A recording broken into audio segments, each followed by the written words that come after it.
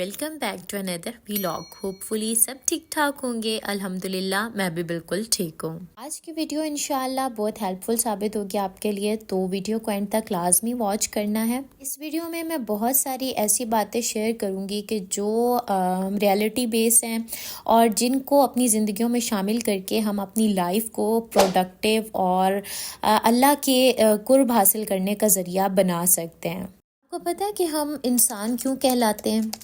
کیونکہ انسان جو ہے نا وہ نسیان سے نکلا ہے، یعنی بھول جانے والا. یہ وجہ ہے کہ بھول جاتے ہیں کہ عزت اور ذلت کا معیار دراصل اللہ کے پاس ہے.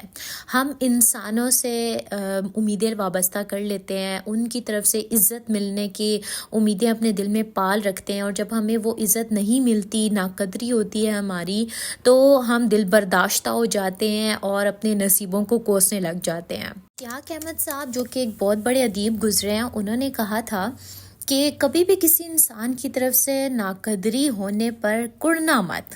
یعنی کہ ہماری ناقدری جب ہوتی ہے نا، ہم اندر ہی اندر کڑنے لگ جاتے ہیں، تو انہوں نے کہا کہ ناقدری پر کبھی کڑنا مت، کیونکہ قدر و قیمت کا تعین ہمیشہ وقت کرتا ہے اور درجات تو ہمیشہ اوپر بلند ہوتے ہیں. یعنی اللہ کے ہاں اصل کامیابی یہ ہے کہ اللہ کے ہاں آپ کامیابی پا جاؤ، تو عزت اور ذلت دینے والی ذات تو اللہ کی ہی ہے. عمر بن العاص ایک بہت جید صحابی گزرے ہیں، آپ ان کے بارے میں جانتے ہوں گے.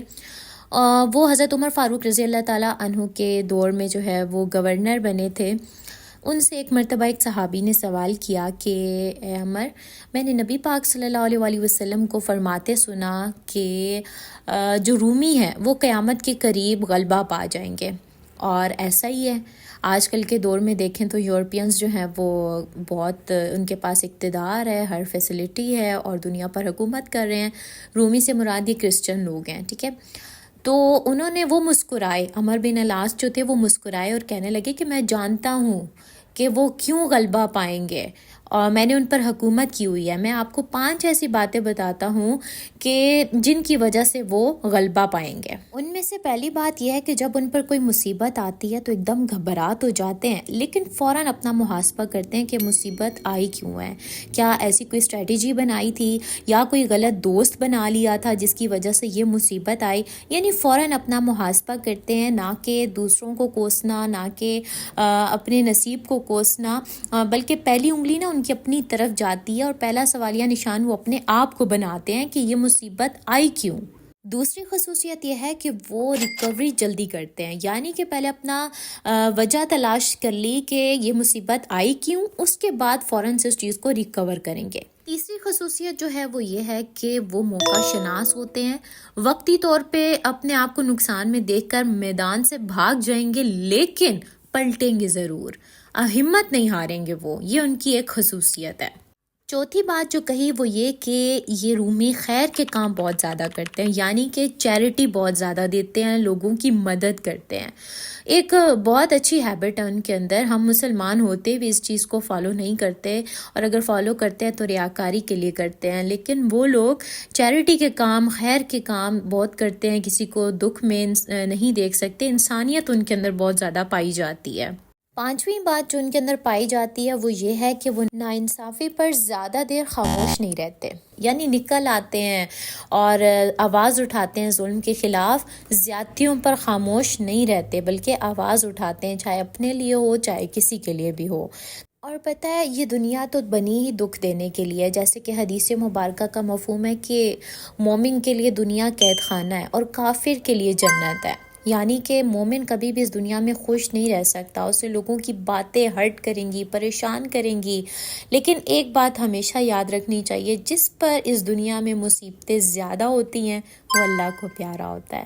یعنی کہ حدیث مبارکہ کا مفہوم بھی ہے کہ اللہ جس شخص سے محبت کا ارادہ کرتا ہے، بھلائی کا ارادہ کرتا ہے، اسے مصیبت میں مبتلا کر دیتا ہے. اور یہ سب ہمارے اپنے گناہوں کی ہی وجہ سے ہوتا ہے کہ اللہ تعالیٰ آخرت میں ہمیں کوئی سخت سزا نہیں دینا چاہ رہے ہوتے، اسی لیے وہ دنیا میں ہمیں آزمائشوں میں مبتلا کر دیتے ہیں، تاکہ وہ بندہ آخرت میں جب اللہ کے حضور پیش ہو تو اس کا نامہ اعمال بالکل سلیٹ کی طرح صاف ہو، کوئی گناہ نہ ہو. اب آزمائشیں تو آئیں گی، لیکن اس میں ایک پاورفل ویپن جو ایک مومن کا ہوتا ہے وہ ہے استغفار. یقین جانیں استغفار کی کثرت آپ کے دل کو اتنا سکون عطا کرتی ہے کہ دنیا کی بڑی سے بڑی نعمت آپ کے دل کو وہ سکون نہیں دے سکتی۔ آپ اپنی زندگی کے کسی بھی غم میں مبتلا ہیں، چاہے اولاد کی ہو، چاہے جاب کی ہو، کسی بھی قسم کی آپ کو کوئی پریشانی ہے، آپ استغفار کی کثرت بڑھا دیں۔ جیسے کہ ایک انسان بیمار ہوتا ہے اور اسے دوائی سے آرام نہیں آ رہا ہوتا نا، تو ڈاکٹرز ہمیشہ ڈوز بڑھا دیتے ہیں۔ تو جتنی بڑی پریشانی ہے اتنی زیادہ آپ استغفار کریں، اللہ تعالیٰ آپ کے دل کو بہت زیادہ سکون دیں گے۔ لیکن ایک بات بھی یاد رکھیں، استغفار صرف تسبیح پر دانے نمانے کا نام نہیں ہے، بلکہ اپنے رانگز اور رائٹس کو سمجھنے کا نام ہے۔ جہاں پر آپ غلط ہیں، اپنی غلطی کو ریئلائز کریں، دل میں ندامت محسوس کریں اور اس پر اللہ سے معافی مانگیں۔